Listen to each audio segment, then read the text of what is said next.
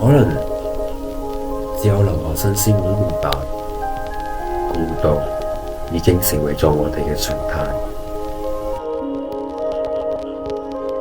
身處陌生嘅環境，面對唔同嘅文化同語言，其實好難去揾到一個可以傾訴嘅地方。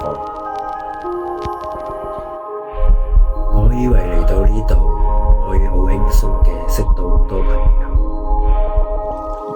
但後來發現佢哋都有自己嘅圈子。為咗擺脫孤獨嘅狀態，我試圖強行融入人哋嘅圈子，每日通過玩、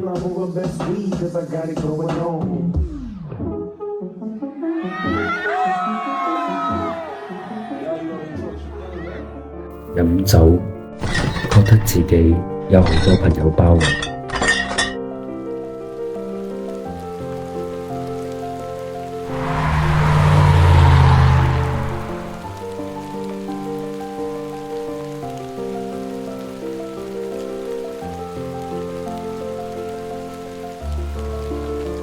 但係我依然覺得好孤獨。當你想揾朋友傾訴煩惱嗰陣，你嘅痛苦喺人哋嘴入邊不過係茶餘飯後嘅笑話。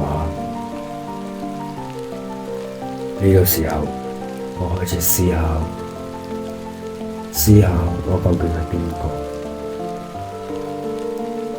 人只有長時間自己一個人嘅時候，先會揾到真正嘅自己。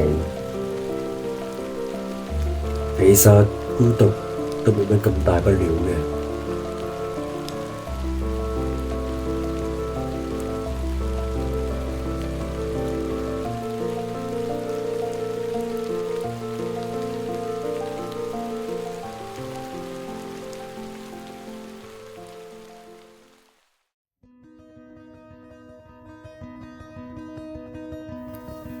我試圖開始脫離人群，唔再裝作自己有好多朋友，